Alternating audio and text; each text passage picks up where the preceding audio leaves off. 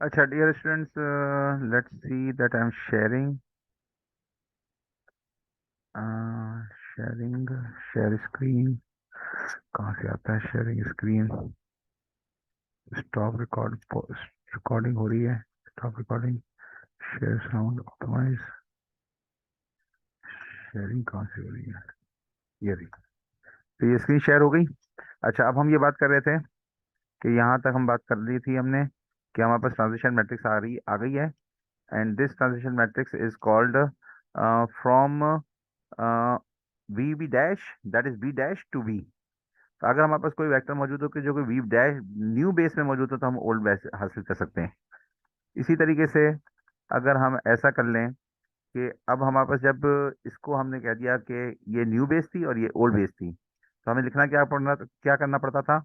हमें लिखना ये पड़ता था कि जो न्यू वेक्टर्स हैं उसको पुराने वेक्टर्स के, जो न्यू बेसिस है उसको पुराने बेसिस के टर्म्स में लिख लो। तो ये हो जाएगा।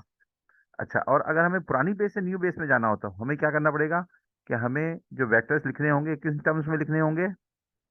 पुराने पुरानी बेस जो है, द ओल्ड बेस को हमने न्यू बेस के टर्म्स में लिखने होंगे। तो इसका मतलब है कि you will have to write u one in, not u one dash, u one the old vectors, the B. U वो तो न्यू तो जो यू वन डैश होता है ना, तो ये बी। तो u one in terms of B dash, this was u one dash in terms of B. और ये लिखने पड़ेंगे u one in terms of B dash. तो फिर ये हमारे पास एक मैट्रिक्स आ जाएगी, reverse matrix, invert matrix, from B to B dash. This was B from B dash to B and this will be B from B to B dash. अब अगर हमारे पास बी टू बी डैश अगर हमारे पास आ गई matrix, तो we can just use this matrix to find out the new coordinates. अच्छा, सही है। तो इसके लिए ये एग्जांपल्स हैं, ये आप एग्जांपल कर लें। और फिर जो है ये इसके बाद दूसरे एग्जांपल्स भी हैं। और ये वाला जो टॉपिक है ना, ये दिस इज इम्पोर्टेंट। तो अगर आपके पास क्या हो कि ट्रांजिशन मैट्रिक्स मौजूद हो from B dash to B, तो आप जो वेक्टर होगा जो कि बी डैश में जो मौजूद हो उसको मल्टीप्लाई कर दें तो आपके पास बी आ जाएगा। और अगर आपके पास दूसरी ट्रांजिशन मैट्रिक्स मौजूद है from B to B dash, तो आपके पास वेक्टर जो मौजूद है जो कि बी में है, तो you will get the B dash. तो that is the main point, and it will need a lot of practice and lot of thinking. You please just believe me that this will not be possible without giving a long thought process, and that is the only way. मतलब there is no shortcut to hard work. Hard work के अलावा कोई shortcut है नहीं किसी जगह पे पहुंचने का। And I will just be assisting you, I will be just helping you on this online mode और in your physical mode, just to get you through understanding. लेकिन आप जब तक प्रैक्टिस नहीं करेंगे, how you can just do it? अच्छा, सही है। अब ये क्या किया है इन्होंने कि this is a vector in new three -3 5 new vector है ये, न्यू बेसिस में दिया हुआ है, बी डैश में दिया हुआ है।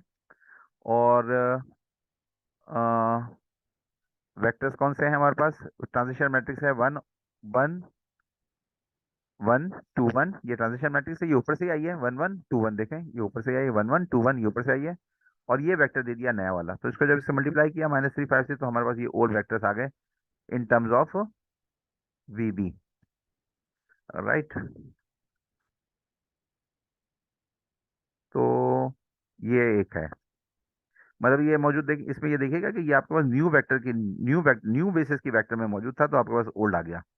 लेकिन आमतौर पे आपके पास जो स्टैंडर्ड वेक्टर में दिया हुआ होगा तो फिर आपको क्या करना पड़ेगा? अच्छा, अब मैं आपको एक और कॉन्सेप्ट देता हूँ। वो क्या है? ये वाला कॉन्सेप्ट है ये, कि आप पहले एक को कन्वर्ट करें from B dash to B, और फिर दोबारा से कन्वर्ट करें बी टू बी डैश। तो आपके पास क्या ट्रांजिशन क्या आ गई? From B to B. तो बी टू बी का मतलब तो ये है कि कोई आपके पास वेक्टर है, एक वेक्टर है इन सम डोमेन।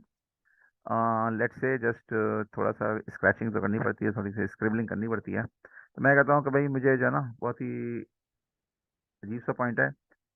आप देखिएगा कैसी अजीब सी बात हो रही है कि भाई एक वेक्टर है, ये है लेट्स से के एक्स, और ये है वाई, और इसके अंदर यूनिट वेक्टर है आई, और ये यूनिट वेक्टर है जे। और यहाँ पे एक नंबर लिखा हुआ है 3, 2।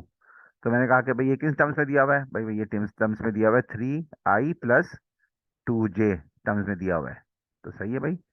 दिया हुआ, तो कहता है इसको भाई जो है इसी टर्म्स में दोबारा बताओ, तो वो क्या आना चाहिए? जाहिर बात है वो 3,32 आएगा, इसी बेस में आप पूछ रहे हैं, इसी बेस में दिया हुआ है, इसी बेस में पूछ रहे हैं, तो क्या आएगा? यही आएगा।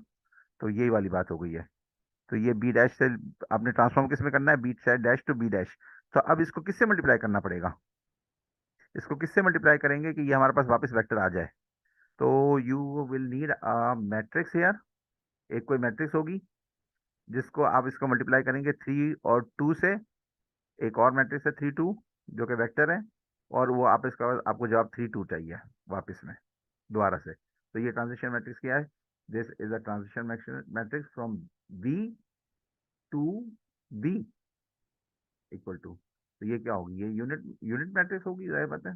इसके अलावा कुछ हो नहीं सकता जिससे मल्टीप्लाई करें तो वापस ये नंबर वापस आ जाए, यही नंबर वापस आ जाए। तो वो क्या हो सकता है? वो that is only possible if this is a unit vector और यूनिट यूनिट मैट्रिक्स। बात समझ में आई? अच्छा, तो ये वाली बात यहाँ पे हो रही है। तो इसका मतलब ये है कि if you just go for transition from B dash to B and again back back to B, back again from B to B dash, this will, if you just multiply it with, you will be getting a unit matrix. अगर ये unit matrix है, अगर ये unit matrix है, you see, if this matrix p b dash to b,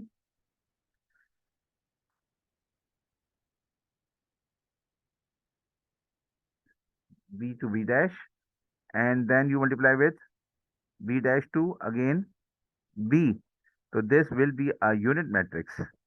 If this is a unit matrix, so what this matrix will be?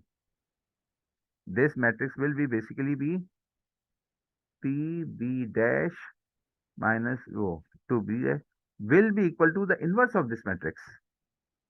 ये inverse के बराबर होगी अगर दो P B minus B dash की ये इनवर्स होगी -1, तभी तो इन दोनों को मल्टीप्लाई करेंगे तो आई आएगा।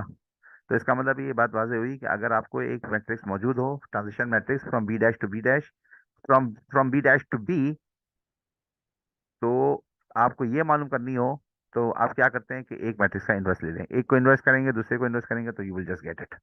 आई होप के दिस इज क्लियर इनफ। और हम कुछ और काम कर लेते हैं अब आगे। अच्छा, ये वाली फाइल हम इसको डिलीट कर देते हैं।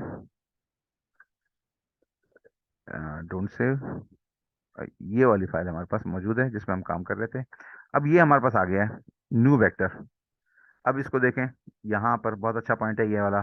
It will just, if you are just following whatever just doing which is not easy, definitely you will have to just pick up a pen and pencil or copy, and then you will have to do all these things yourself, and then and only then you will be able to grasp what I'm just saying. But be with me, pause करें, कुछ भी करें। अच्छा देखें, what was this u1। u1 को आपने किसमें लिख लिया था? इन टर्म्स ऑफ u, यहाँ पर यही था ना। और फिर हमने इसको निकाल लिया था कि व्हाट इज u2। u2 भी आ गया इसमें हमारी टर्म्स में, इसमें। तो ये जो था वो था 4/11, और ये था -1/11, और फिर ये आ गया 3।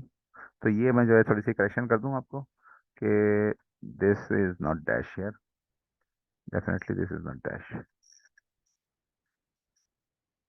अच्छा, तो तो ये हमारे पास जो आई थी चीज, वो जिसमें हमने u1 की वैल्यू पुट कर दी थी, तो u2 आ गया था हमारे पास। तो व्हाट वाज u1 ये था, और u2 ये आ गया। तो हम इससे एक ट्रांजिशन मैट्रिक्स बना सकते हैं। इससे हम ट्रांजिशन मैट्रिक्स बनाते हैं। This is 4,11। तो this transition matrix is from, ये ट्रांजिशन मैट्रिक्स देखिए, ये ऐसा भी आपको मजा नहीं आ रहा, कोई बात नहीं, लेकिन अभी आपको मजा आएगा। This transition matrix is from B to B dash, and this is equal to, from the above equations, it is going to be 4/11, and here it is -1 upon, ये ऊपर से ले रहा हूँ मैं, 11, और this is 3/11, और this is मुझे चश्मे उठाने पड़ेंगे। टू, 2/11। कंफर्म कर लीजिएगा, आप इसको देख लीजिए, मैं आपको स्क्रॉल करके देता हूँ कि ये आ रहा है कि नहीं आ रहा। देखें 4/11 और -1, ये आ गया 4/11 और -1/11, ये नीचे आ गया ये रहा। ये 4/11 -1/11, और ये जो हमने कैलकुलेट किया है U2, वो क्या किया है 3/11, 3/11 और 2/11, ये कैलकुलेट किया है। और ये क्या चीज़ कैलकुलेट की है, ये नया वेक्टर है। तो ये ट्रांजिशन मैट्रिक्स है, ये नया वेक्टर है। तो ये कैलकुलेट किया, लेकिन हमारे पास तो पुराने वेक्टर से नया वेक्टर चाहिए, ये हम पहले कैलकुलेट कर चुके हैं। तो व्हाट वी डू यार इज, हम इसको यहाँ पे मल्टीप्लाई करते थे W से। तो ये W किसके बराबर था, ये जो हम लेके चले थे इसको 3 - 5 लेके चले थे, इसको अब जरा मल्टीप्लाई करके देखें ये क्या आता है।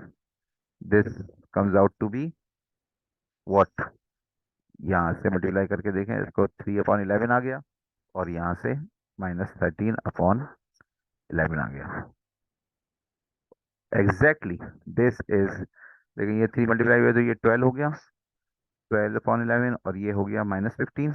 तो -15 ऊपर तो नीचे तो 11 ही है, तो यहाँ से 12, यहाँ से तो ये -3/11 आ गया, और यहाँ से आपने मल्टीप्लाई किया तो ये हो गया -3, और यहाँ से आ गया -5, -10, 2 × 5 तो ये 13 हो गया। तो ये एग्जैक्टली मैच हो गया, नहीं हो गया? This is exactly matched with this and this thing, are exactly match, exactly match हो गया।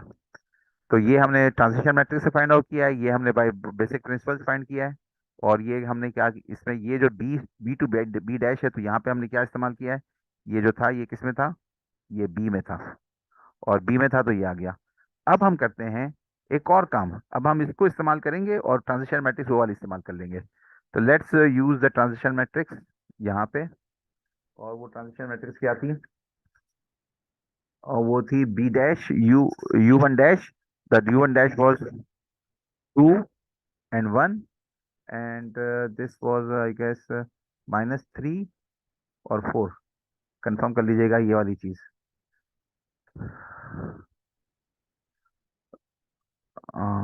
कहाँ से कंफर्म होगी, यस 2/21 और -3 और 4, ऐसा ही है ना?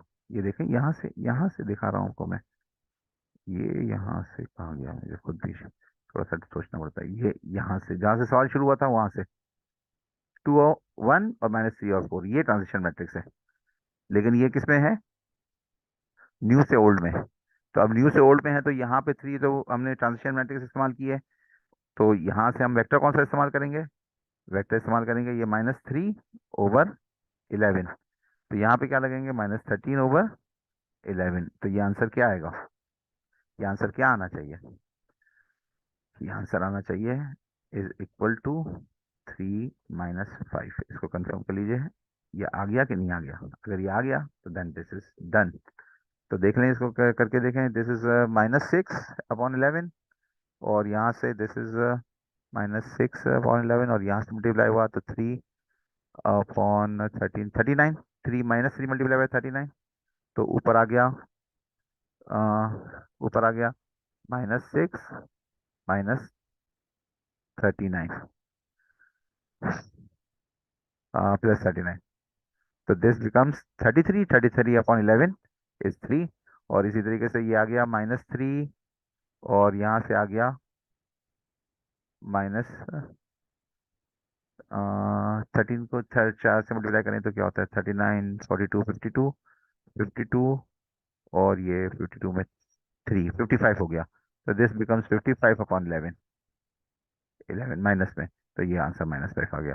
तो you can just do it your self, मतलब ये कि इसमें ऐसी कोई बड़ी बात नहीं है। तो ये तो मैंने ऐसे आपको करके दे दिया, otherwise this thing is very important. Transition matrix कौन सी इस्तेमाल की, this transition matrix was from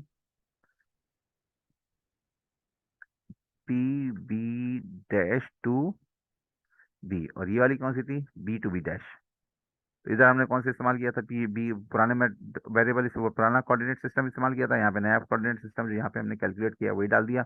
ये -3/11, 13 और 11, तो वापस आ गए। तो इंटरचेंजिंग हो रही है ना। Right, so this was it.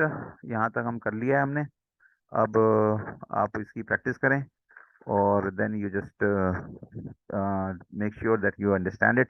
लेकिन विदाउट मेहनत, विदाउट किताब किए हुए आपको समझ में आएगा नहीं। मेहनत करनी पड़ेगी। अब कुछ थोड़ा सा टाइम बचा हुआ है, इससे पहले कि मीटिंग खत्म हो जाए और हमारा ड्यूटी टाइम भी खत्म हो जाए, तो देख लेते हैं कुछ और भी अगर हो सकता है तो। अच्छा, तो अब आसान बात यह है कि चेंज ऑफ बेसिस में ये टॉपिक मैं कवर कर चुका, ये मैंने आपको बता दिया। It was a very long commitment, मतलब ये कि ये कर लिया, ये कर लिया, ये कर लिया, ये भी हो गया, ये मैंने आपको बता दिया। अच्छा, दोनों को अगर आप मल्टीप्लाई करके देखें, इधर दो ट्रांजिशन मैट्रिक्स हैं हमारे पास, ये दो ट्रांजिशन मैट्रिक्स हैं, इनको यहाँ पे मल्टीप्लाई करके देखें, तो what you get here if you just multiply with ये वाली चीज, 4/11 -1/11, 3/11 एंड 2/11 को मल्टीप्लाई करके देखें इससे। थ्री नहीं,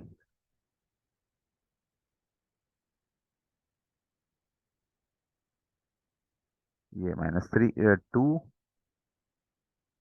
-3 1 एंड 4, व्हाट यू गेट। हाँ, ये देखें, यहाँ से 3 मल्टीप्लाई होगा 4 से, तो हो जाएगा अ, यहाँ पर, यहाँ पे 1 आएगा, यहाँ पे 1 आएगा, यहाँ पे 0 आएगा, यहाँ पे 0 आएगा। तो ये 0 कैसे आएगा, 1 कैसे आएगा।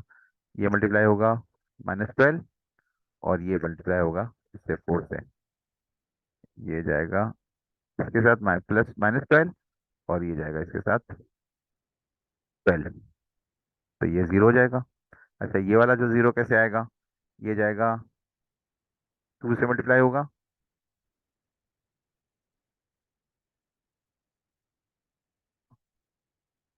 ये 2 से मल्टीप्लाई होगा, तो ये -2 हो जाएगा, अपॉन में 11 है, और ये 2 प्लस है, तो ये 1 से मल्टीप्लाई होगा, तो प्लस में 2 आ जाएगा, तो ये 0 आ जाएगा।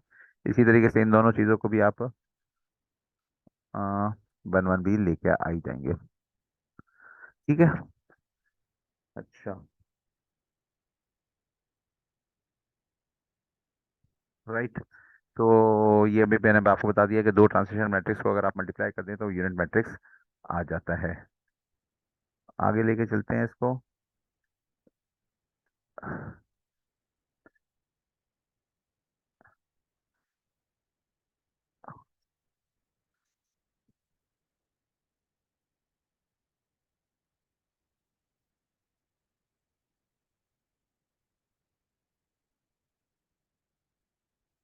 ये सवाल जो है ना, ये सवाल कहाँ था, ये बात हो रही है। Quick method of transferring from two basis of R2 और new basis and old basis. हाँ, इसके अंदर ये बात ये है कि अभी हम स्टैंडर्ड बेसिस के अंदर बात चल रही थी ना। लेकिन अगर लेट्स से कि अगर दो बेसिस हैं जो कि स्टैंडर्ड बेसिस नहीं है, इसका मतलब है कि दो बेसिस हैं और वो कुछ इस तरीके के हैं कि आपके पास इस कोऑर्डिनेट सिस्टम में, आपके पास इस कोऑर्डिनेट सिस्टम में आपके पास एक बेस सिस्टम ये है, एक बेस सिस्टम ये है, इसके अंदर एक U1 है और एक U2 है। मतलब ये एक्स वाई पे नहीं है, बल्कि यहाँ पर है U1 और ये U2। और दूसरा कोई है, लेट्स से के वो है एक U1 डैश है, और ये U2 डैश है।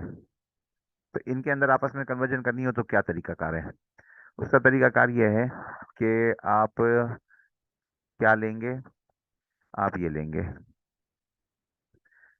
न्यू बेस ओल्ड बेस, दोनों की बेसिस को ले लेंगे और इसको आपस में इस तरीके से लिख लेंगे, और उसका इन्वर्ट लेना शुरू करेंगे, और जहां पर ये दूसरी बेस आ जाएगी ना, आइडेंटिटी, तो ये आपके पास ट्रांजिशन मैट्रिक्स बन जाएगी। अब देखें, क्योंकि ये तो चल रहा था सिस्टम इस तरह कि U1 को इन्होंने स्टैंडर्ड ले लिया था, ये जैसे यूनिटी लिखा वैसे यूनिटी था, तो इसका मतलब है कि this is the transition matrix. सही है। अच्छा।